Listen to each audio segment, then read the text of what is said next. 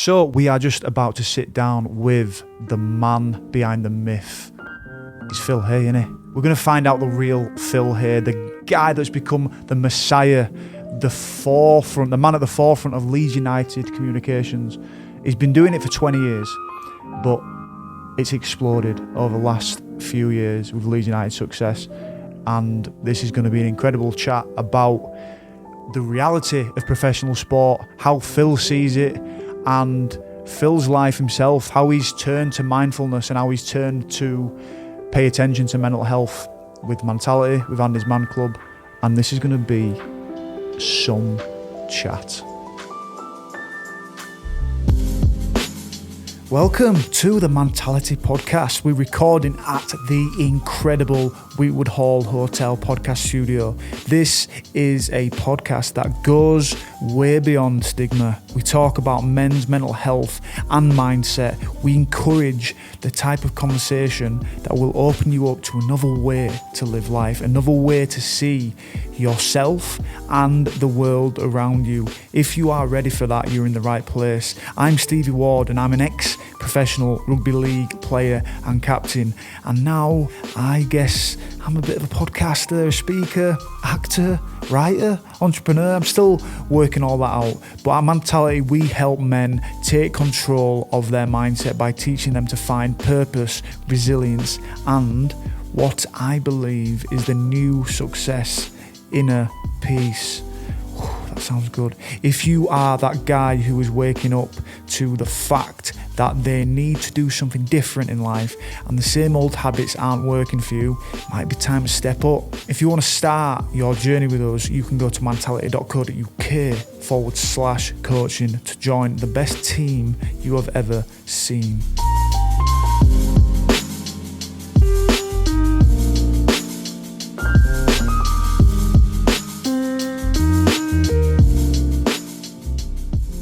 Phil, thank you for joining us, mate, at the Mentality Podcast. You're welcome. Yes, to be here. It's been amazing. So we first spoke, Phil, back when I was floating around in Mexico, I believe, back in January, I think it was, and we did a bit of an interview. I think it was centering around concussion, wasn't it? And we sort of bled into talking about Leeds' identity and performance and what it means to play for Leeds and how that translates to fans. Ever since that conversation, I've been so interested, and I've just literally started doing a sports business masters at Leeds Beckett. So I'm falling into all these thoughts and understanding what the relationship between the business, the fans, the actual team on the field. So I'm seeing sport through a different lens. I'm seeing Leeds through a different lens, mate. And for me, you are one of the people at the forefront of everything Leeds United, and it comes across into society, whether we like it or not. I've just seen a recent article about the murals all over Leeds, and it becomes us. And my favourite quote that Chris has ever done is, he's got a few, Phil. Guilty. Supporting Leeds United is a great preparation for life. I'd agree with that, yeah. They can't get rid of me, that's the problem. I've been around for about 20 years now, and just part of the furniture, and we'll get thrown out. At some point, somebody was asking me on The Athletic to describe Leeds United we've got a big American audience, obviously, for the website. Someone was asking me to describe the club, and I was saying, if you get to Ellen Road, it's rough and ready in a way that so many stadiums aren't these days, and in a way that I think is unfortunate, really, that kind of disappears over time, and the commercial and corporate reasons for that. But at the same time, I always look at Ellen Road and think one day this will be kind of glorious bowl, which people will love in its own way, but it won't be as it is now, and they'll lose something because of that. But I was saying I'm a bit like the West Stand, really. Bits dropping off, mate. Been there for too long, badly needing replaced, but still in the building, basically. The thing that interested me about you, aside from the story of your concussion, was, well, I guess it feeds into the story about the concussion, but was the perspective that it given you about how important professional sport actually is, and not so much to the people who follow it, because clearly to the people who follow it, it is really important. Although I sometimes wonder whether there are occasions where professional sport is almost sort of like watching sport, following sport, as a substitute for happiness, or substitute for, I guess, like a compensation for problems that you're having in life, and whether or not it ever really fills the void or gives you what you need because of that. But you were somebody who was a professional athlete, obviously, played for your hometown club, played the sport you wanted to play. And it was really interesting when we got speaking, you saying that because of your injury and because of where it's left you and because of you trying to find new things to do in your life, trying to find another direction, it made you ask the question, was it all that, really? Was it all that? Did it give me enough? And actually, the dream as it was sold, in reality, was it close enough? And I think you said yourself a few times that when you look back now, it kind of wasn't. Mate, you know what? We're gonna get into it some way, shape, or form. And you know, this is what I love about podcasts. He's caught us in the back. He's counterpunched us. Yeah. It's like I thought we were interviewing you, and now it's like me going, right, this is what I think, everything. But it's no. That was the conversation that we had. And as I said to you, like I've always watched sport, and I've always watched the interviews after, and I always left wanting more from it, you know, like just from the players, just from the reality side of it. And I guess when you're growing up, you are sold the dream, the reality of it, the illusion that, you know, I was watching an interview that Chris sent me yesterday, and this was an interview with Chester Bennington, frontman of Linkin Park, who died by suicide in 2017, but that you get a green card delivered to you in the post, that everything's going to be easy, everything's going to be satisfied now. Yeah, you know, this is about being a celebrity, wasn't it? Yeah. You kind of had this illusion that when you make it, and it's a story as old as time, people who think that once they get to a certain level, everything will be okay. I'm sure we've all had it in our own ways. Yeah. But then when you get there, you realise it doesn't change your internal world. No, really, it's hard. And, you know, you're mentioning about people latching on to professional sport almost, whether you're becoming a player or you are a player or you're a fan. I think it does, you know, it goes back to that quote, Chris, Leeds United, supporting Leeds United is the best preparation for life, because the play about male suicide as well, that quote's from. But it's about the weird aspect of football being this cathartic act in society, particularly for men, which, you know, it's in the news a lot now, and in the kind of public consciousness that men struggle to open up and talk. But I think football has been that outlet for so many people for years. It's the only time I'd seen certain men in my life cry or show a lot of emotion was there. It's tangible, isn't it? And it's accepted, and it's an arena where emotion is acceptable, whether that's flipping hurling abuse at someone, you know, take that into the streets and it's not allowed. But no, I mean, I don't know whether social media has changed that though slightly, whether it's less cathartic these days, because people less and less just go to the games, read a bit about it and switch off. Everybody's engaged in it constantly, and I do look at a lot of the conversations, arguments, debates, whatever else, particularly on Twitter, which is where I'm by far most active. I don't do much on Facebook at all. We have videos on YouTube from my podcast that I do for The Athletic. Phil? TikTok, not at all. No, I consider myself to be at least 10 years too old for TikTok and probably 20 years too old for Snapchat or anything like that. But I would question whether the social media side of football is cathartic for people in the way that I think going to the games and the camaraderie of travelling away or going to games at home or whatever else certainly seems to be. That's a really interesting perspective I haven't thought about, actually, that because you don't actually have the outlet of letting the stuff out, you're just behind a screen. Yeah. There's a real difference between... And a lot of it involves arguments, right? A lot of it seems to be clash of opinions, clash of attitudes, and not just purely in a sporting sense either. It kind of crosses over into clashes of cultural views, social issues that get mixed up in football.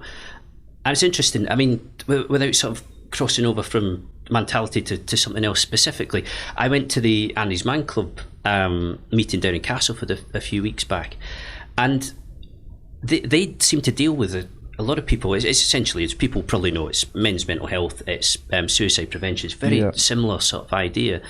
And I've been to a session actually as a participant in a bad part of my life, and it was one of the first ones in Halifax I went to, and you've spoken about it on the Phil Hay show as well. But just for anyone listening, it's a great place if you and just go. It is. Anyway, sorry. What I was going to say was, it seems to have reached out into, without I think specifically meaning to do this, it's reached out into the football demographic. And when you go to the meetings, you see a lot of people who you would expect to see next to you on the terraces or in the stands. I think it has reached out to that.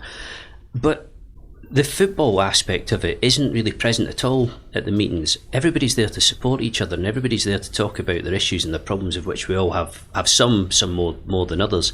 And I think you can see in that the way that football and sport can be really positive and really healthy, that it kind of brings people together. I've just wondered more and more over the years whether social media leans in the opposite direction and actually gives professional sport a bit of a negative effect, which is in no way intentional on the part of the sport or the part of the sports people.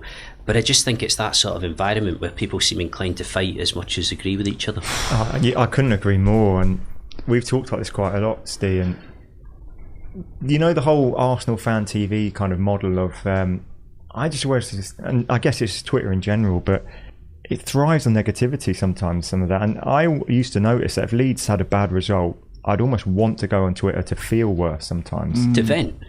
And to just, and I'm not sure how healthy or good that is, but it is such a big part of, and look, there's a lot of humour and gallows humour, which actually is quite good, the good side of it. But overall, I'm just not sure if it's net positive or net negative. But it's here now. Do you know what I mean? It's not going to go away. We need to use it for good or for worse. And I think as humans, I don't know what the stat is. I think it's around 85%. You make decisions emotionally, and to have Twitter as a vehicle of a few sentences which you can type into your phone as quick as anything, it just creates that spiral. Can you imagine if someone got a pen and paper out and thought, right, I'm going to write down what I think about this, and I'm going to use a page, and I'm going to use 2 pages, and I'm going to actually just get down what I think and work through it, they probably get to the end of it and go, I probably don't need to. They process the emotion that they're feeling, wherever that emotion's coming from, it'd be cathartic, and they'd be like, I don't need to add to the... But because it's technology and it's so quick, it's like, I almost think, and this goes into society, and me and Chris were speaking about it a bit earlier, that we have our echo chambers where we just hear people, the same discussion, the same views, the same opinions, and all the while this is happening, good and bad is created more and more, everything's more polarised, yin and yang. It's like just and then when we come out into the corridor of speaking to other people, we're ready to shut things down and to defend and be right all the time.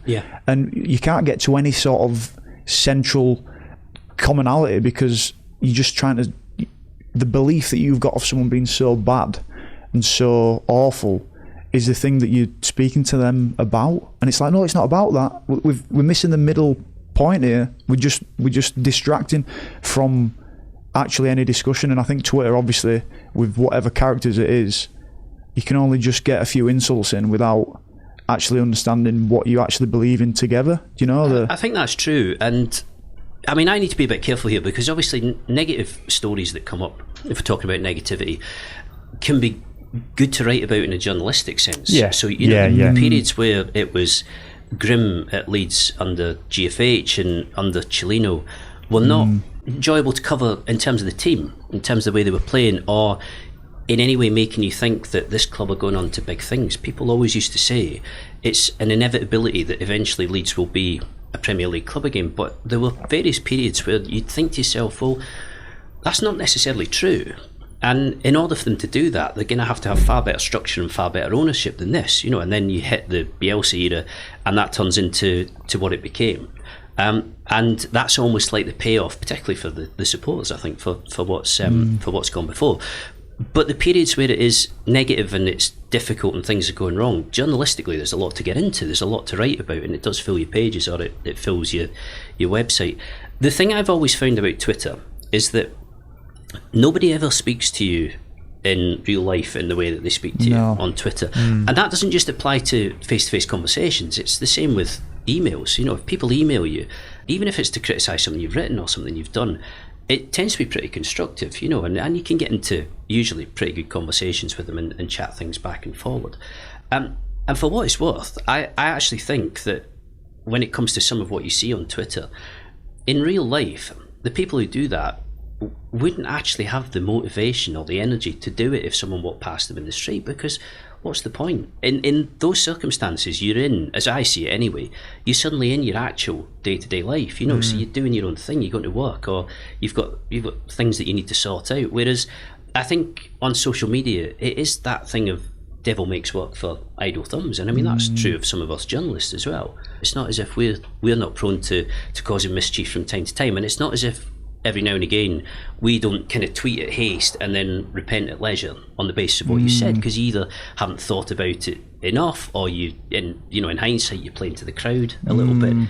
But it's a strange world, which I think, to be fair, is not going away, is it? No.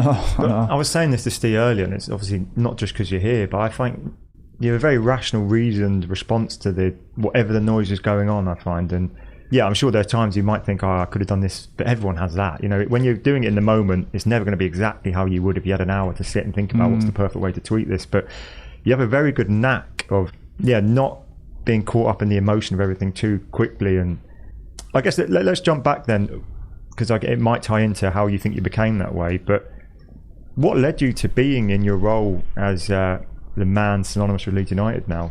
What's your kind of journey?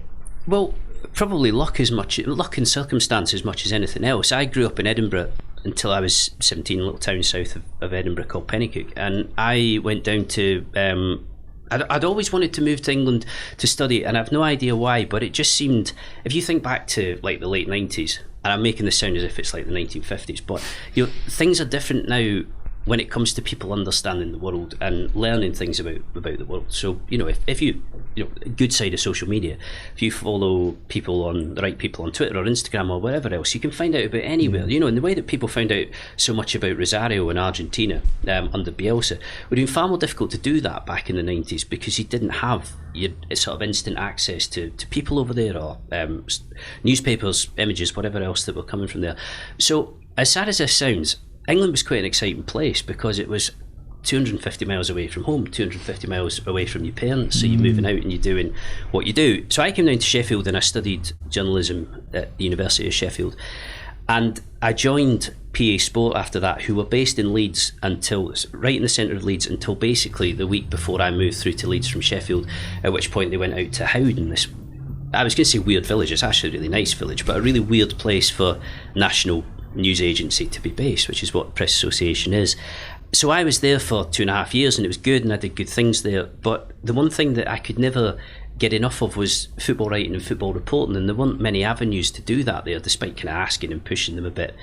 So a job came up in 2004 at the Evening Post, which I went for and got on the sports desk. And then 2 years later, the chief football writer's job came up, which was essentially covering Leeds United day to day. And the editor there, Phil Rostron, who actually, a sports editor, who died sadly not so long ago. Great guy was Phil, was really good to me, and he decided that he wanted me to do the job.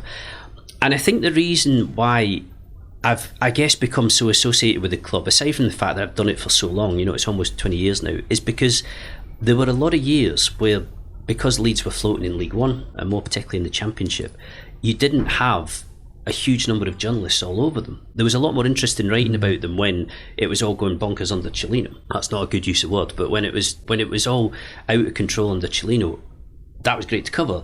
But when it was just thoroughly dull and going nowhere, and the team were finishing 15th and looking like challenging nobody, the interest waned. So you were kind of on the spot, and there weren't that many of us doing it. There were others like Adam Pope at Radio Leeds, has covered Leeds for a long time.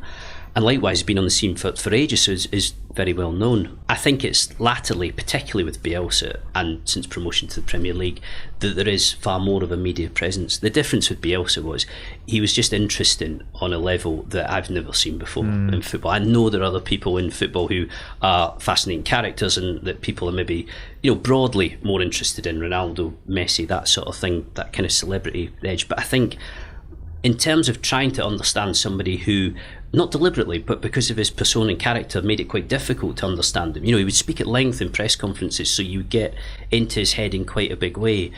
But he never did sit-down interviews, and you could never properly find out about the man behind the glasses, really.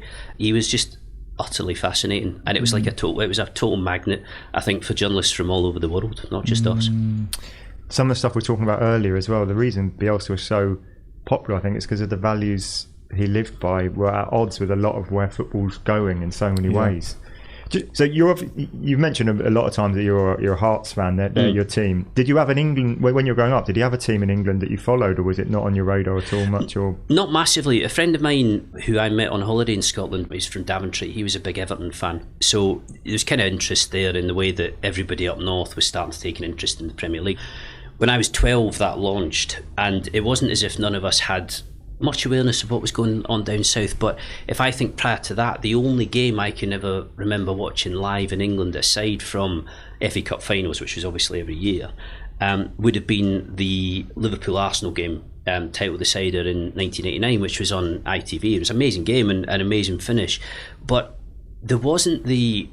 Scottish football was quite strong back then. You had some clubs who were doing particularly well, especially Aberdeen, for as long as Alex Ferguson was manager there.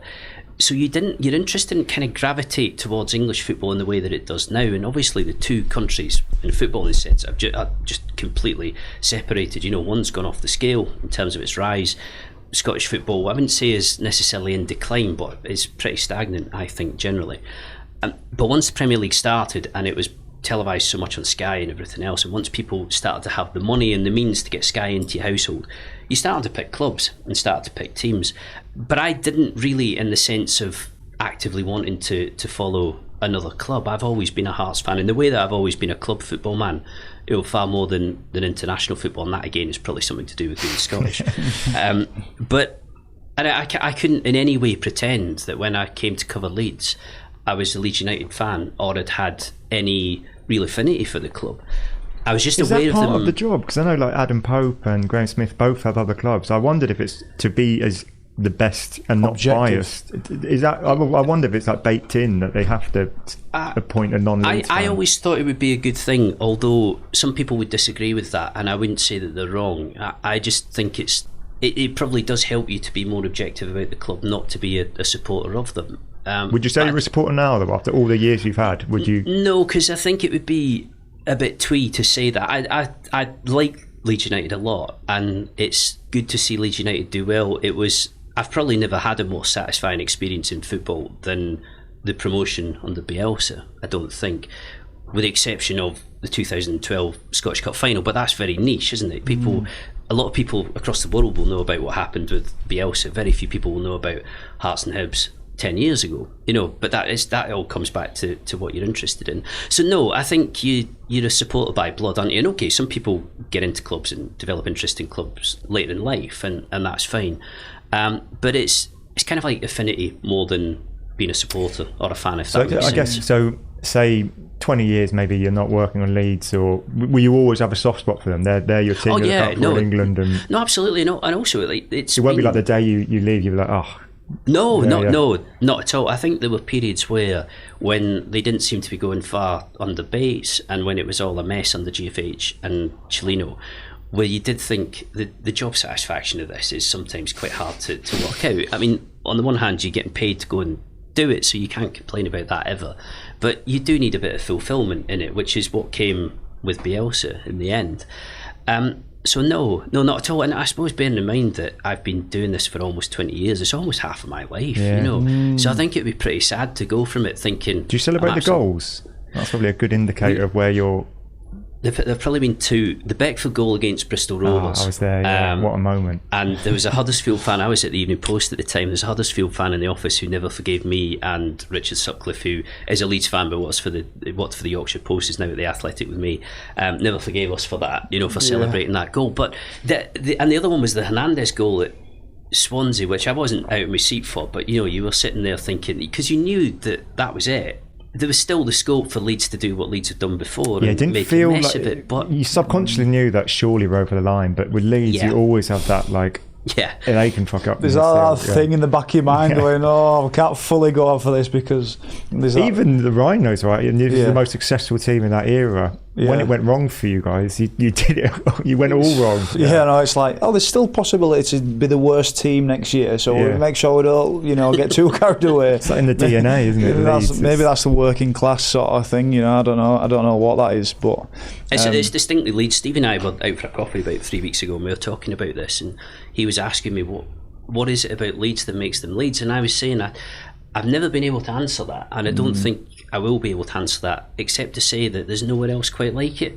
And when you're in Leeds, you know you're in Leeds, and when you're at Ellen Road, you know you're at Ellen Road, and it couldn't be anywhere else, really, if that makes sense.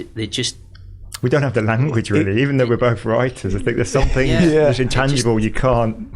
It just is of itself, if that makes sense. It could be like the Coliseum, couldn't it, Ellen Road, at some point? Do you know, like if it's not built up, you know, you could have that, and people go back and go, you should have seen this, like the Chelsea game. If you could see the scenes or be a part, everyone will be like, want to be a part of that. Like you were mentioning before, the raw nature of going to a Leeds game and celebrating it and seeing the players work hard on the field, just like letting themselves do it and just complete all-out sacrifice, basically. When they have that nature of flicking off that back in the back of the head, which is, I guess, what I relate to when I played, and we used to put the tactics in place where it would be all out, you'd let go of that voice in the back of your head, which is almost hesitant, you know. And that's what I got from watching, especially the win against Chelsea.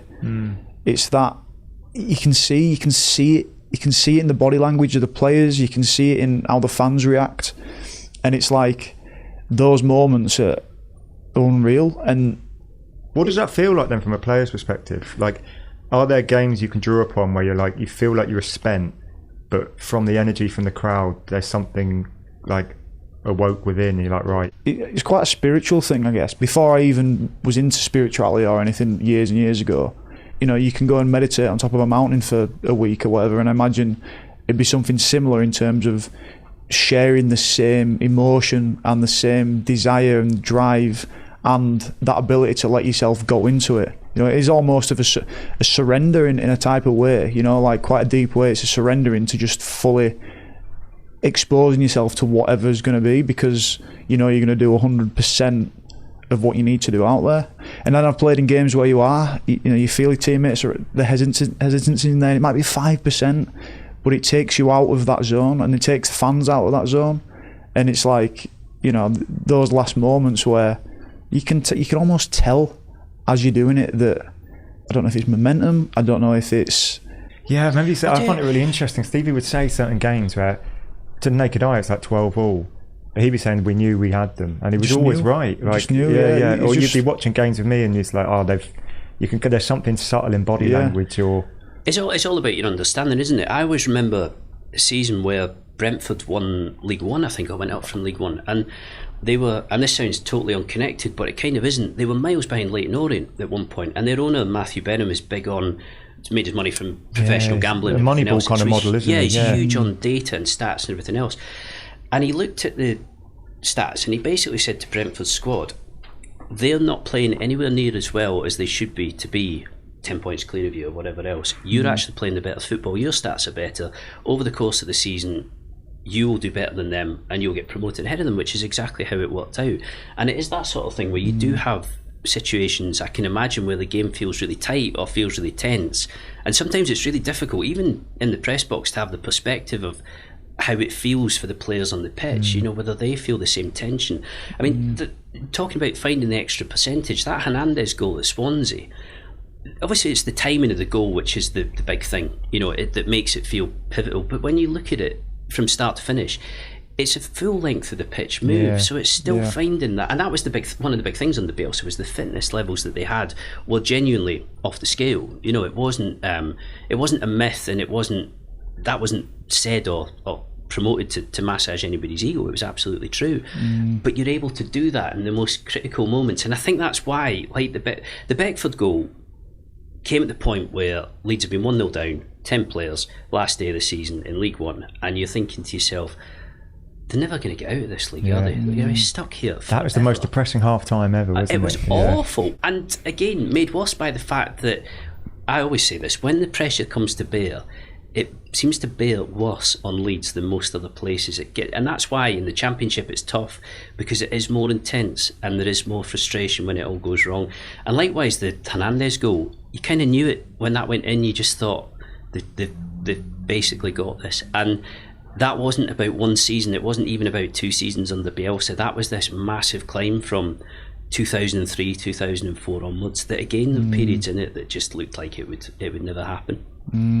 It's crazy because we can talk about that disparity or that difference, Phil, for you know, from your perspective, about the fans' perspective of what's going on, the professional lifestyle, the lifestyle of being a professional footballer or athlete, and then for what you see and, you know, what your collection is of thoughts, opinions and perspectives that you've gained from the professional world.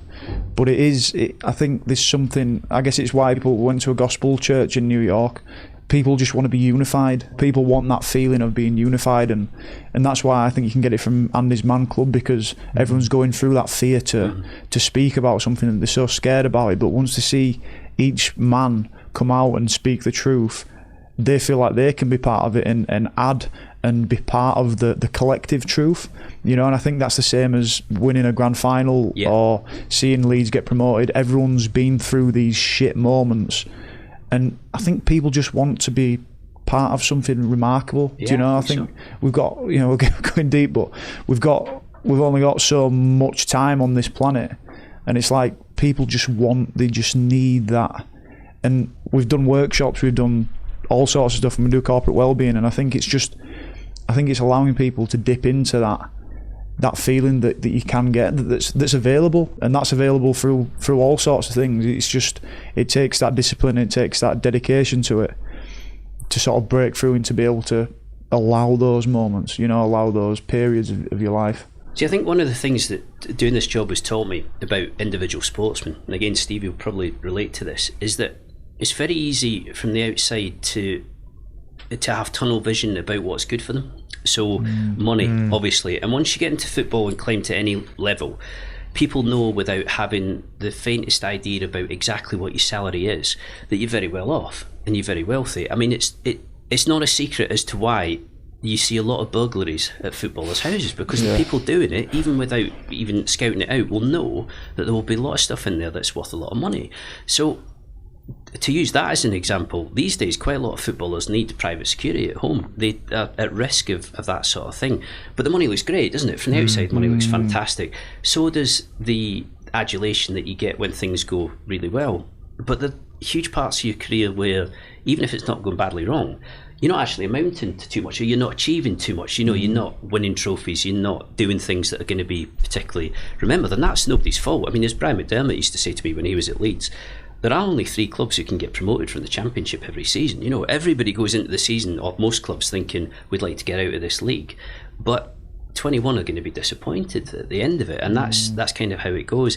And I've started to understand more and more, and you know, speaking to guys like Stevie helps with this, but more and more the mental pressure that they're under, the physical stress that they're under as well. I mean, Jesse Marsh at Leeds has tried, I think, since he came in as head coach, has tried to speak to the players more and more about, what do you have outside of the game? You know, what does your life look like outside of the game? What do you do? What are your interests? How do you get away from business? You know, how do you stop it becoming all business? And it can be massively all-consuming. And it's not in any way to say that it's not a really privileged career, or it's not a great career in the same way as mine is. You know, we don't get paid, you know, what professional footballers do. But we're all, you know, in a position like this, you're pretty comfortable, and you're dead lucky in that respect. But none of it ever means that it's not without pressure, or that it's not without things that don't make you happy. And I think it's easy to look at, I can only really speak about footballers, but I think it's very easy to look at footballers and think they must be the happiest people going because look at what they've got. But they're human like everybody else. Yeah, and that's another kind of fallacy so many people buy into. But we mentioned Chester Bennington, you could talk about Robin Williams, Gary Speed. There's a list that goes on 10,000, as long as humans been around, of people who everyone externally think, they've got everything made for them, but internally they don't. So yeah, and obviously a lot of these people are young boys when they start getting kind of notoriety now. Look at Archie Gray, and absolutely. He's what, 15 going 16 or 16 Well, he's so now, young. We did a piece on him about 3 weeks ago, and we'd held off for a while because he was so young, and I know his family pretty well, and you want to be sensible with it. You don't want to just pile in this kid. But obviously he's now very much first team squad player without being regular first team player. His debut's not going to be far away, all things going well, and he is exceptionally talented. Somebody is asking me, you know, who could be the next player that Leeds to hit 500 appearances, and you're saying, well, if everything's equal, it could well be him. You know, I mean, he could as easily end up going somewhere else for big money if he is that good. But he looks that good. But I mean, he was so young at 15 that when he was going away with Leeds. He needed his own dressing room. He was offered a chaperone for pre-season tour in Australia, and he's like 5 years older than my eldest, who's just started secondary school, and I can't imagine having that to deal with as a parent. But it also makes you realise that when he, if his career goes to plan, when he gets to the age of 35, when he gets to the point of retirement, if he, injuries stay clear and everything else, he'll be thinking to himself, I have done this for longer than I can remember. It'll be absolutely all that he knows. And so on that basis, you hope that it's good to him, and I don't just mean financially, you hope that it's mentally good to him as well. You'd actually be quite a good person to speak to, Steve, on that, because you were the youngest ever Challenge Cup finalist, I think, right? And the youngest ever Super League grand finalist, yeah. And I think you've told me before, it was like 2 weeks before you did your GCSEs or something, and you were on Sky Sports News and then going into school. What would your advice to Archie Gravy then, if you were sitting down with his parents or him, or saying, how do you keep grounded and not let stuff like that go to your head and take you down the wrong path? Yeah, I mean, flipping heck, I had a lot of effort to try and stay grounded, whatever the hell that meant at that time. At that time I thought it was just shrugging off compliments and not letting people's compliments get to your head. Staying level-headed. What does that mean to a young lad? Do you know what I mean? Like, so you've got to have the people around you that are saying, carry on with your education. Keep your interest in this. And I had a teacher who was amazing, and it's actually it rings so true to me now in my life. And everything about for me as a young lad was about playing rugby and being the next captain, being the next Kevin Sin. Everything was like zoned in on that from 12 years old, really. So I had that experience of growing up, having some sort of physical representation in school, but always my head being, I'd be imagining playing rugby all the time. I'd be rehearsing tries that I'd scored at the weekend, and I'd be thinking about new tries to score following weekend in history or whatever we were studying. So you're already on that track, I guess. Did you want to leave school at 16? And I was like ready to get into it. I was like 16. I could go. I was signing at 16, so I could go and play full time. I could go and train full time. But I had conversations, which I'm lucky to have had, with Kevin Sinfield, Barry McDermott at that time, people around me, which enabled me to keep in that system a little bit and further my learning, further my thinking, which is so important. I even think sometimes now I wish I'd have done a university course when I'd left to engage more in critical thinking as well, which I think critical thinking is important for us when we're speaking on Twitter and speaking rationally on Twitter and having reason. But also I think it's good for your mental health to think, put things in perspective. It puts things in perspective and stops you getting carried away, which I think is very easy to do. But I did my A-levels, and then a week after I was playing in a Challenge Cup final at Wembley. So I was like, I was off. After that point I was off. I was fully into the game then. I'd done my A-level results, and that was that. Do you remember the moment where you realised there's no going back now?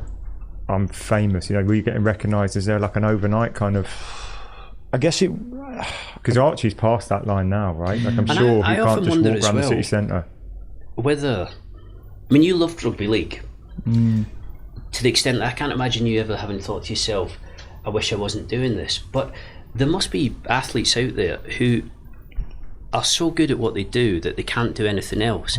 But actually, if you find, despite how talented you are or what it's giving you, that it's not making you happy, it's not what you want, there's kind of no way out, is there? Yeah. Like it's kind of like your path is built for you, and that's what you're going to follow until the point at which it all ends. Yeah, it's structured for you. You've got the whole path laid out here, and a lot of it when you're young is you play it. You play rugby league, you play football, and that's what it is. It's play. It's a game. Yeah. But then all the stuff gets added on top of it. It's like expectations, pressure, standards of fitness, science of GPS, and it adds layers on top of it.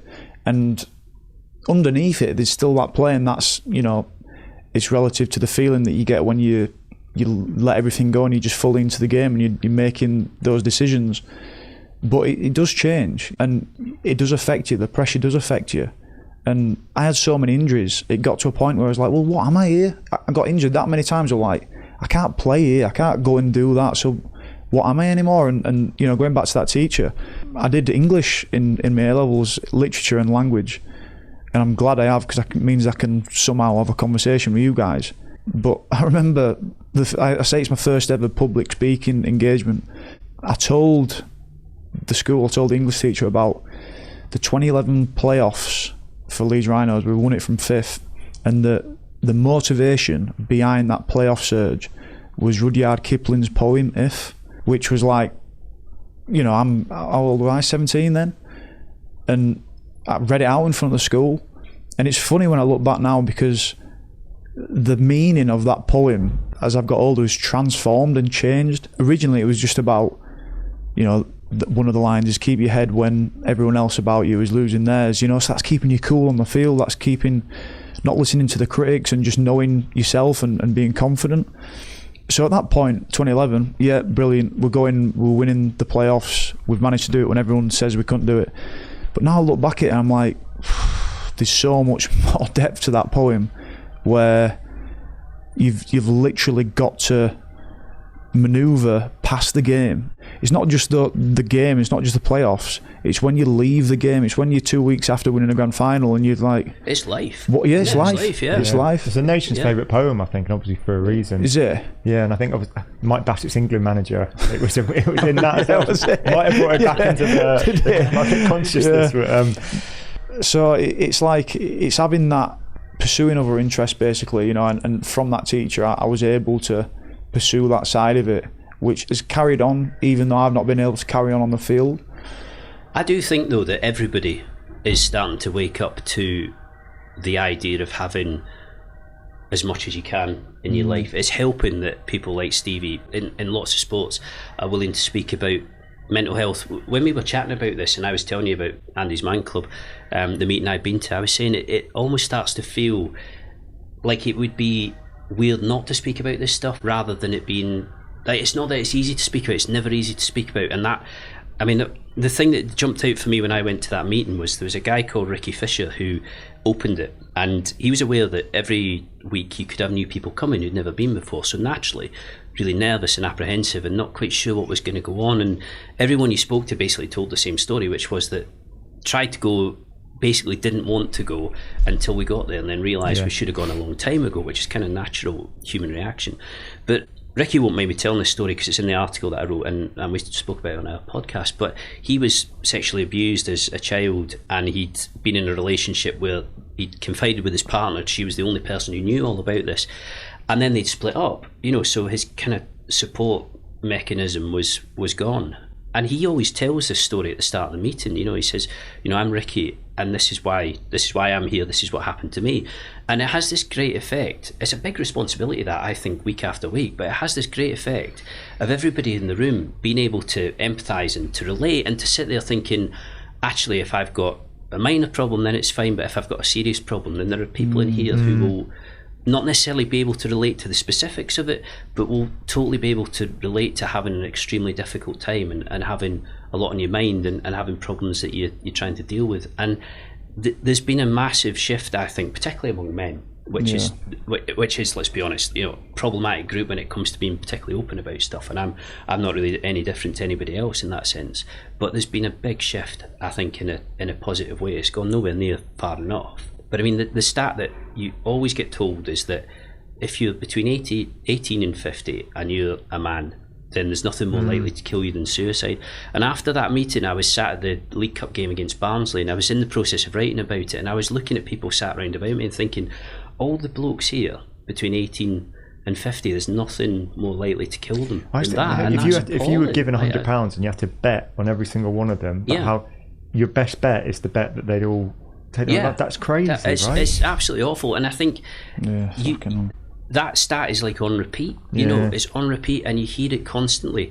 But until recently, and I still don't think enough's being done, but until recently it doesn't feel as if enough people have properly engaged in trying to combat that. But things like Mentality and things like AMC make a big difference, I think. And you've spoken about it quite a few times now, and in The Athletic, and you're part of the walk that recently happened to raise money for Andy's Man Club. Made it home alive. Yeah. Are the blisters gone? And I've got the second toe of my right foot is broken, and I think is broken forever, because it's not. I don't think it's really possible to reset it, or if you're not a sportsman or something, there is very little point. It's not painful, but as a bone just mangled. It's just right hand side, which is not a surprise, because it was like 27 miles on the first 2 days, and none of us were ready for it at all. Not properly, the people there who do walking and everything else. But it was quite an experience. But at the same time, it was brilliant. Yeah, it was great. Well, having done the West Island Way recently, and Steve was laughing at my daily updates. I don't think people realise that like walking is really hard when you do it for a long period. You just imagine you keep going, don't you? And you do, but not in the sense of get there eventually. There's a lot more pain to accompany with that keep going, isn't there? Yeah, I'm getting PTSD. So it's obviously something that you've started to think about more and more. And I take it you've led that. The Athletic haven't come to you and go, "Oh, can you?" This is something that you've kind of noticed. No, what? I can talk about this a bit with my platform, and it overlaps quite a lot with football. And I was interested in Stevie because obviously the story of retiring early, and because he was a Leeds fan, there was a Leeds United connection there and everything else. And there's an editor of my work, Craig Chisnell, who is a big rugby league fan as well, who said, that could be quite interesting.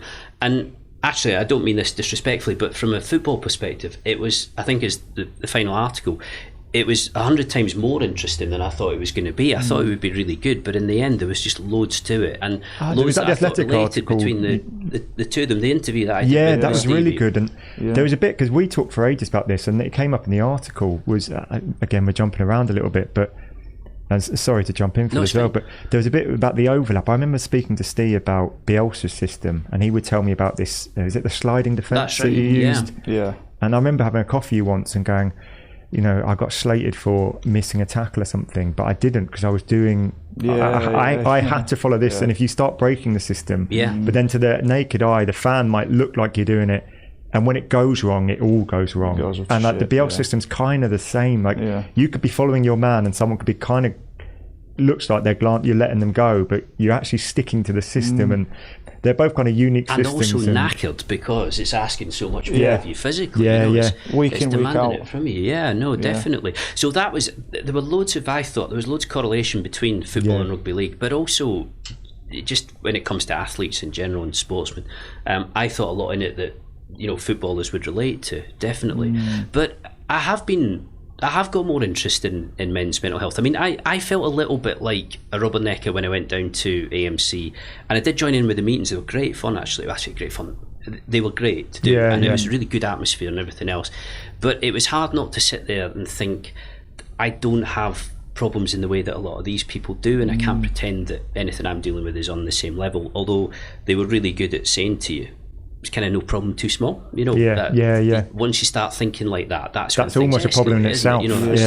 That's not great. But I've started doing mindfulness recently. It was recommended to me by a guy called Gary Devonport, who used to run a separate Leeds United podcast, Talking Short. You've been on it, Steve. He's interacted with us a few times. Really good guy. So Gary was in the forces and served abroad in Afghanistan at least once, but I think twice, and is now in the fire service. And neither of those jobs are a joke at all. So he does mindfulness, and he's spoken before about mental health issues that he has, and he put me onto this. And the one thing I'm really bad at is switching off from work, which for me kind of manifests itself in constantly fiddling with your phone and constantly worrying about stories that might be breaking, what might be going on that you're missing, what you haven't done, what you should have written about. If other people have written pieces that you think, I should have done that, and I should have had that idea and I didn't. Transfer stories that you'd think, I would have liked to have had that, but somebody else has run it. And obviously, any news on Rodrigo de Paul on that front? Still in Dan Moylan's basement, I think, trying to break out. And it's, I think there's a period in your life, particularly I think 20s and 30s, where certainly in my job, where you feel like you're constantly trying to establish yourself and constantly trying to push yourself further and be ambitious and this, that and the other. And then you hit a period in your life where you feel like you should try and enjoy it more, I think, or you should try and not worry about But I'd always say to my kids, and it's a bit hypocritical this, because to a large extent, whatever you do, whether it's plays rugby league, football, any job you do, you have to be conscientious and you have to push yourself, and you do have to take things seriously, and some things will cause you worry and anxiety, and some things should. But I would always say to my kids, if the one thing I've learned, it's not to worry so much about just general stuff, and mindfulness is really good for that. And the one thing I wanted to try and do was be much more present with my two girls. So when I'm my wife as well, who gets the same thing of me sitting fiddling on my phone, and it's that thing of you sitting playing a board game or something like that, and you realise that you're not really on there. Twitter. You get the phone out and you're clicking on Twitter. And I think while I haven't stopped doing that, because it's not as if you click your fingers and it's an overnight thing, I think what mindfulness has made me realise is that I am doing it. So rather than just sitting there doing it without thinking, you find yourself... That's the first step, yeah. You find yourself in your head thinking, you shouldn't be doing this. And actually, there's nothing on there you need to know about. And even if there is, you're on a day off. So, that's so powerful. I've done silent retreats. I did an 8-week meditation retreat. And I'll never forget, I was in my 20s at this point, and there was a load of parents in there. And all of them said the same thing when we went around and go, why are you here? And they said, because I realised my child's now 10 or my child's 12. I said, I've never really been there. I said, my child came home from work and they've drawn a picture from school, and I put it on the fridge and I'll be worrying about dinner or replying to an email. And I never stopped and looked at it and was there. And it always stuck with me, that. And I thought, life now more and more encourages us to not be there, because there's so much stuff. We've got these devices. It's super smart trying to grab our attention all the time. And we did a podcast with Anastasia from Consciously Digital. And it's all about the habits you can build as families, about when phone stops. I know your job's particularly hard, but I'm sure maybe there's a time you can say at 8 p.m. I can just turn the Wi-Fi off. Or it's one of those where you always have to accept that certain things are going to happen, and if they do, then you need to deal with them, because that's kind of your job. And players sign at all hours, managers get sacked at all hours, things happen, clubs get taken over just whenever it happens to go through. So you sort of have to accept in this job that you'd either go with that or you don't do it. You kind of do something else. But I think there is actually more time where you can switch off than you realise, and probably more than you allow yourself. And the thing I have to think about as well is that, less so in the Premier League, but in the Championship, I was just away all the time, weekends, basically every weekend with the exception of a few international breaks and 2 months through the summer, you were travelling somewhere. So you'd be away on Saturdays, you'd be away on Sundays, you'd sometimes be away midweek. And I'm like a lot of people, I hate the idea of the kids getting to, 18, 21, whatever else, and saying, you were never really around when we were young. You were kind of there, but you were always typing, you were always away at the football, this, that, and the other. And they're not like that. But part of the issue is that neither of them has the slightest interest in football, apart from her youngest naming the tortoise after Bielsa, because she thought she thought Bielsa was like this mythical beast, this mythical guy. The way we spoke about him, it made him sound like this kind of magician. So she was kind of 5 or 6 at the time when he first came into Leeds, a little bit younger, and so she got really fixated on this. But neither of them has ever been to a Leeds game, and to be quite honest, I don't know if that's quite refreshing for you, probably, right? So it is, yeah. My wife's not a bothered either, so there's very, very little football chat in the house. I guess your challenge then is to, that's your job and you love it and it's good, it's bringing all these benefits, and we talk about when you loved your job, it has these benefits, but it's how you build the mindfulness framework that fits around that then. So find your moments and be present when you are playing the board games, and when things come up, you do react to them, do it in the moment, and then you can leave it and come back. And that's the issue.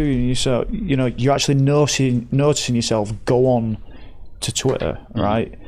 But there's a large amount of the population that don't really notice it, and I don't think they notice. They don't notice that response that they put into someone or to a player, or they don't mindfully think about it, and before they know it, done it, and they're not really noticing those impulses to go on the phone. And like you say, I'm like almost automatic. I'll pull Instagram up and then I'm like, there's a split second, I'm like, why am I on here? What am I doing on here? If I didn't have that, flipping it, you're literally a hostage to whatever comes up onto your newsfeed, and there's less control. But I think within all that, when you talk about Bielsa, and that was a man who came in that seemed to be, well, to me, to my eyes, to be sort of away from everything like that.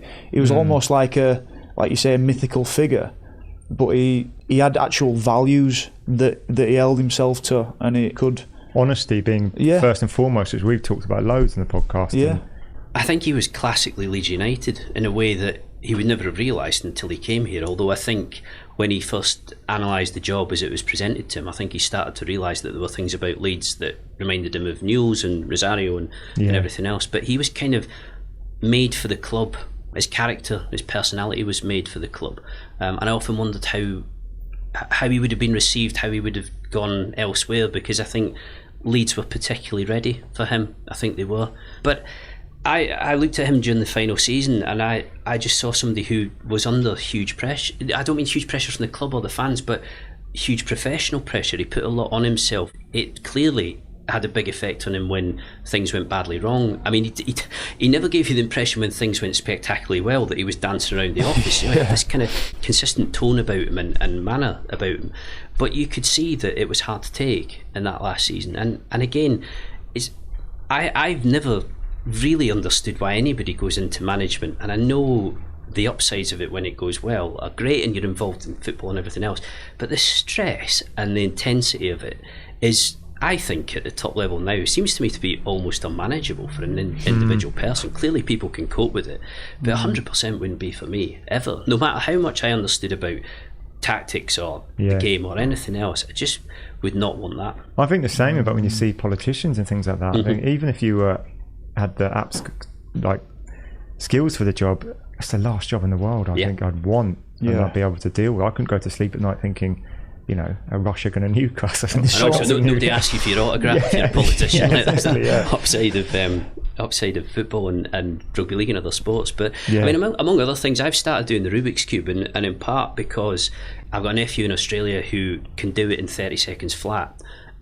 He's only 11, bless him, but he has one of these speed cubes, so you mix it up for him, you give it to him, he looks at it for about 4 seconds and then he just absolutely destroys it. So he sent me the challenge of having a race with him on Christmas Day, and I will get 5 minutes, he'll get, well, he says he wants a minute, but really, you know, he should get about 30 seconds. So there's a handicap on. You've got but again, there's a tense 4 minutes until he comes in, isn't it, for you? I can't see me winning that, but you never know. If I apply myself properly, then I should do. But again, your mind just focuses in on it. It's so complex and it's so detailed that it's all you can think about, you know, so it's a good way of just switching off. A bit like reading, but when you read, sometimes your mind can drift, you know, and that's one of the things that the mindfulness sessions I've been doing have kind of taught you about, is noticing when you're reading a book but you're thinking about the fact you should be at Aldi, you know, and how to catch your mind and bring it back. So Rubik's Cube again, it's incredibly difficult, but a good challenge. Presence is a muscle. I really believe that. Like I had a bad head injury and I was never present, and I meditate a lot now. I try and do it every morning, and it might not feel like you're meditating sometimes. You might just be daydreaming the whole time and just notice 2-3 times in 10 minutes or 20 minutes. But the more I do it, the more I noticed when I'm with friends, I am actually with them. Yeah, there's like a secondary thing that happens weeks later. Like, it all works. It just sounds like a bit woo-woo to a lot of people, I think. But the real power is, you know, and you've been to AMC and we speak about it all the time, Chris, is, you know, when those thoughts are the unhelpful thoughts, when they're the thoughts that you don't like, when these things come up and you've usually got no governance over them, you know, it's almost like when you notice that thought, it's like waking up from a dream. You don't wake up and go, oh, bloody hell, what was that dream like? I need to keep thinking about that dream and stay attached to it. Yeah. You know, just like these thoughts, you don't need to stay attached to them. You know, there's an element of that ability to just, you know, keep that middle way. You know, that poem Rudyard Kipling, if just to flip in. I think that relates to your thoughts as well. You know, that all men doubt in you. You can doubt yourself. You know, you can be lied about. You can be spoken about behind your back, but you just got to know what you're doing is the right thing and have an element of mindfulness in ensuring that you stay on that middle path through all that rubbish. That a lot of the time, as men, as human beings, we can have that stuff that pops up for us. Everybody has triggers, don't they? You know, things that give you an automatic physical reaction. So I kind of hard to think of anything off the top of your head. For you, would it be? Well, that's more kind of instant dislike, which I don't think of as kind of I know it is very bad emotional trend. I think it's quite healthy for me that. But just certain repetitive things that happen. So, for example, there'll be people who, if my phone goes and it's to do with work, a certain person rings me, I'll think, there must be a problem here, because of who it is, and because that person would only get in touch with you if you'd written something that there was an issue with, or whatever else. So you get this automatic like physical feeling, and I've never really kind of clocked this before until I started listening to some of the mindfulness stuff. And then you have the conversation, and it's nothing to do with that, and it's nothing problematic at all, and it all just kind of disappears. And it is that sort of irrational side of you. You've created it solely in your own. I think the phrase they use is fear rather than fact, and it's very easy to be theoretical about this because everybody's mind's really complex and so on. And it's not like, I've only been doing this for probably 4 or 5 weeks now, maybe a little bit longer. So I don't expect to suddenly be massively present with my kids overnight. But I do think that if I do it consistently and keep doing it, that it'll work and work and work, and I'll get better and better and better at that. But you were asking about why I'd got into AMC and also Stevie's mentality stuff. And part of the reason is because, I've read a lot of the articles on mentality stuff, site, particularly about Stevie's concussion. And I just think that if you're having problems yourself with concussion or even dementia or Alzheimer's, which motor neuron disease, these things which come from brain impact or can come from that, or people think that they do, it's good for you to be able to read this, and it's good for you to be able to see people who are, I guess, made vulnerable by it, being happy to say, look, this is my experience and this is how it is, and if you want to read about it and hear about it, then you can.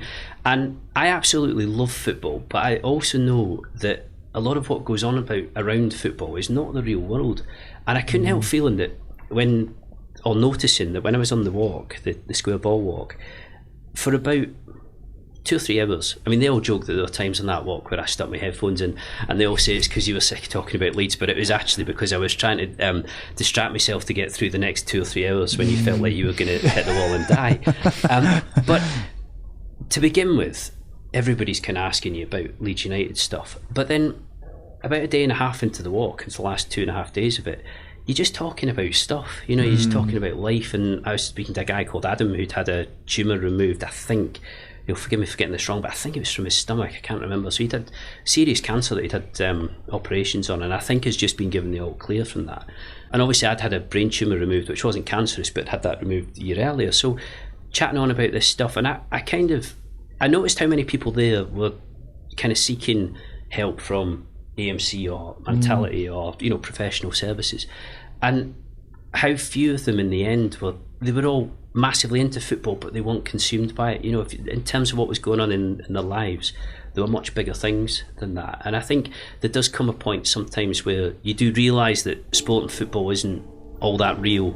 And I think as you get older, particularly, and you try to grow up a little bit, you kind of feel like you do need to involve yourself in the real world a bit more. Just a quick one, guys. We have had 2 new counsellors join the team here at Mentality. If you are at a stage in life where you are struggling to manage your mind and it keeps affecting your happiness, it is time to do something about it. You can finally allow yourself the time to sit down with one of our mentality counsellors who will understand what you are going through. They'll help you understand why you are struggling, and they'll give you the tools to get back to being happy and the best that you can be. A lot of the time, we just need to clear up any unwanted thoughts and emotions so that we can show up in life the way that we want to. Mentality counselling is available in Yorkshire, Lancashire and the South East, including London. Sessions can be in person, face-to-face therapy or walking therapy. Alternatively, all counsellors can deliver sessions via Zoom. Go to mentality.co.uk/counselling to start your journey. That's a really kind of powerful point, and I'm conscious of time, Phil, because then we've got Jesse Marsh's press conference coming up. Yeah, we can squeeze another 10 minutes out of this, no problem. Yeah. So I think I might move on to some quick fire. We wanted to, part of this podcast was to get to know the man behind the myth that is Phil Hay. Incredibly boring. That's a problem. Yeah. Well, we'll let the audience decide, Phil. I'm sure that's not true. I don't think so, do you? So I've got some quick fire questions, Phil. So just shooting from the hip. What does a day in the life of Phil Hay look like?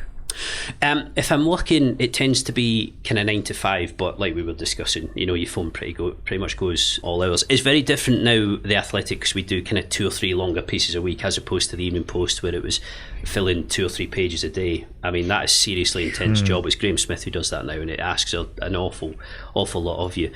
So yeah, and then weekends obviously tend to be games. I tend to get to a game 2 or 3 hours beforehand. People think that's a bit ridiculous. Although on a Saturday, I like catching the early match on Sky or BT Sport. Do you have like a morning routine or anything like that, or things you think get you set up for the day? It's all the kids, isn't it? It's all the stuff you've got to do. So it's kind of I don't have a match day routine, as in kind of putting your boots on. Yeah. If you a pint or something. Yeah, that sort of thing. Making sure you got the right socks on the right feet. It's usually getting the kids to ballet or whatever, martial arts, whatever it is that they're doing.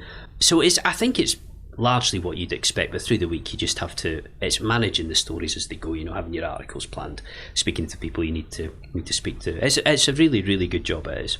Cool. And what does happiness look like for Phil Hay? Like, if you're looking about. It's often you hear stories about people on their deathbed looking back in their lives. I wish I spent more doing this, or wish I spent more. What does it look like for you? Is it, I love.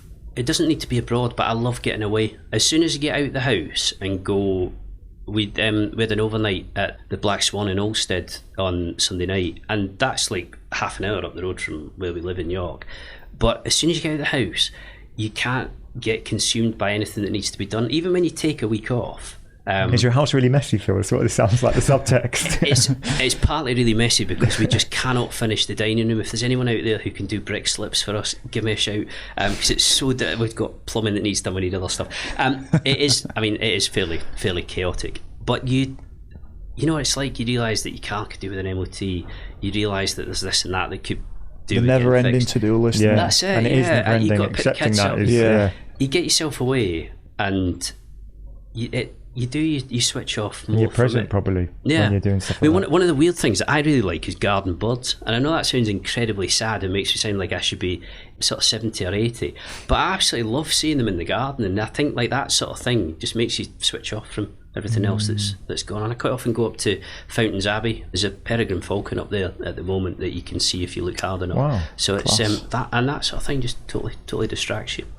I like that. It's not very rock and roll, like. We'll get there, mate. Podcast number 2. We'll have it up there. I know. I was down with James Brown, the ex-Loaded editor, doing a Q&A with him about his new book on Wednesday. We were at the Outlaws Yacht Club on Wednesday, and that was all about cocaine use and drinking and everything else. There wasn't a lot of garden birds. A bit of a different.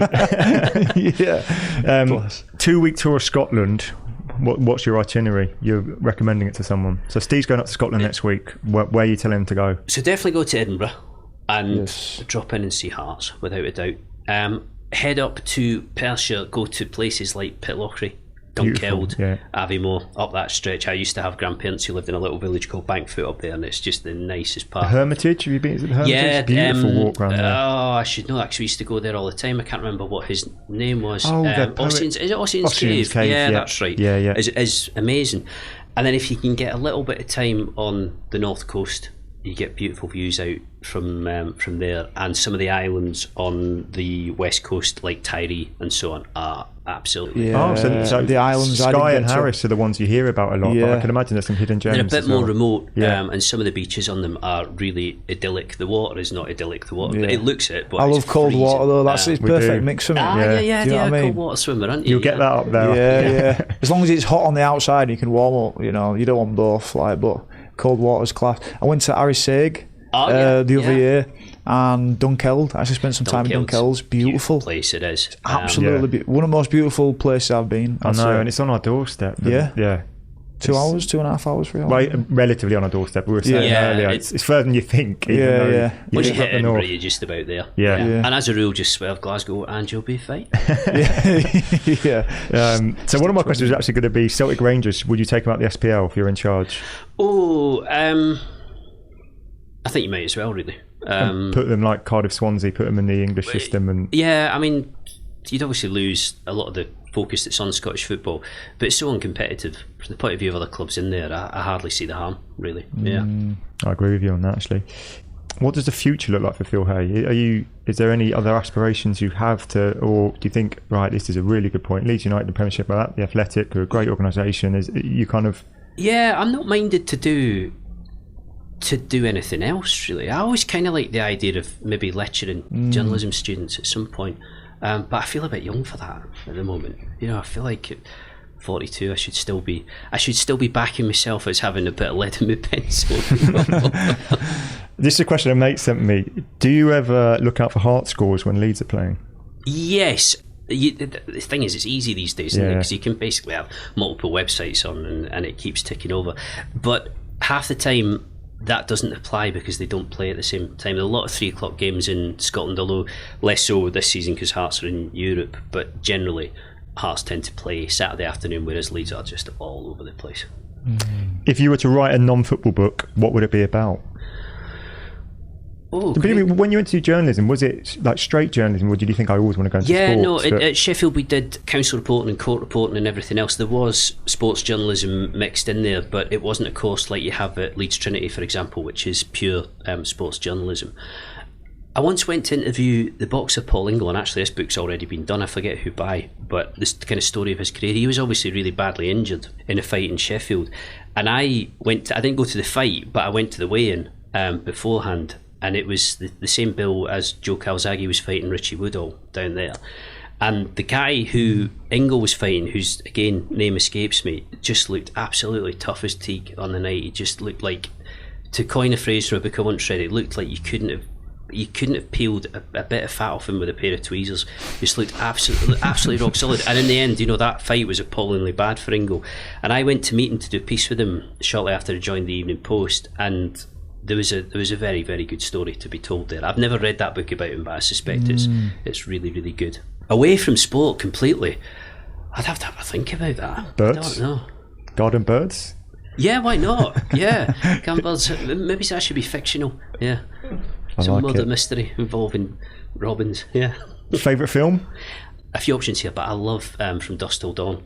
It's a classic. It's just lunacy from start. Yeah, I've not seen it. Oh, incredibly watchable. Changes genres and stuff within it. Yeah, it's a weird film from a writing perspective as well. It breaks some rules, but for the right reason. Is it as weird as Fear and Loathing in Las Vegas? In a different way. It's very different. But it's just I read that. I've been reading that book, and I'm like flipping. I just can't comprehend how crazy it is. It's the opposite of the life that I've lived. Do you know what I mean? So it's like, what is going on here? Speaking of morning routines and stuff, there's a thing on it. Is it Hunter S. Thompson? Is that there's a thing. It's a Joe Rogan excerpt about they go through his morning routine, and it would wipe the three of us out dead. The amount of drugs and drink he does before he starts writing is insane. Same question. TV show, favourite one of all time, or? Oh, we've always been big into 24. Old School 24 was the best. It was kind of the first box set that and don't get me wrong, there've been series since then that have been produced in a better way and have been probably better in the grand scheme, but it's the old classics that stick with. Yeah, I remember watching that as a kid, and then it kind of dawned at one point and go, if you lived in that world, you'd be dreading 5 to the hour, because all the dramatic stuff seemed to happen on the hour, absolutely, didn't it? Yeah. Nuclear bomb always went off at like 11 o'clock on the dot, or They should have done a counter series of all the people who were just in bed and had no idea that any of it was going on. It's just going on in the background, but no, they were great. That's us now, innit? Yeah. Stuff going on we'd have no idea. It's true, isn't it? It's like we're living in 24. Favourite book and hero growing up are the final two, and then we'll wrap it up there. So, well, my hero is a footballer, a guy called John Cahoon, who was a winger for Hearts, who very few people will know. Well, I don't imagine he's agent these days, but not that many people will know of him. But he was sex on legs as a player. Like, he was so good in the context of watching Hearts. Being better players. Favourite book? Wow, I loved fiction wise. I loved a book called Fatherland by Robert Harris, which is quite a mainstream pick actually. Yeah. But the thing that I thought was really clever about it was that he'd written it in, I think, the 60s, 50s or the 60s, and the premise being that Germany had won the war. It was a counterfactual one, wasn't it? Yeah. So on that basis, even in the 60s or whenever it was, nobody had any idea about the Holocaust, and it's all about the way in which somebody in Germany eventually finds out about this, and the German hierarchy have tried to bump off loads of different generals and army figures who would have known about it, and eventually this guy finds loads of documentation about it and tries to smuggle it out of the country. Really clever. But I love reading. Reading's like the Rubik's Cube. You can just kind of drift away. Just very quickly on Hearts, actually, I just remembered now. I saw a play at the Edinburgh Fringe Fest a few weeks ago. That was about the Hearts team in 1915, I think, or 14. Yeah. It was beautiful playing. It was at the Hearts Stadium. It was all. There's a statue there. Yeah, there was. Well, we finished there in the garden, I think, where the memorial players are, and it was so beautifully done. And it was about the team that should have won, and then they went into the First World War, and they didn't all come back. And yeah, it was called McRae's Battalion, and there were actually players from other clubs who signed up for it as well. But Hearts were really heavily represented. So it was a good squad, a very, very good squad. Lost, so I'm told. Obviously you only read about them, but yeah, it's a fascinating story, that.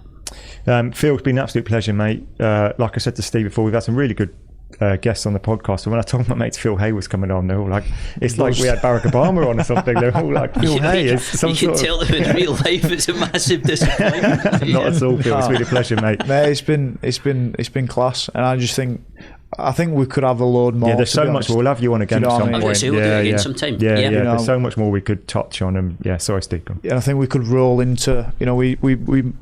We mentioned it, Phil, about maybe rolling into some more Leeds United chats. Getting more perspectives and understanding the reality of both sides of it. Fans, players, what it means, what we're all going for, what we were striving for within it. Also, you're the main man to come to first, mate. Let's do it. Let's flipping do it. I've enjoyed it. Yeah, class conversation. And I think someone, Phil, who, just from opening yourself up to this mentality, AMC, and speaking directly to the people who need it most. It's incredible, mate. It's incredible, and we just thank you for joining us on this podcast. You will. And doing the work that you are doing. Legend. Cool.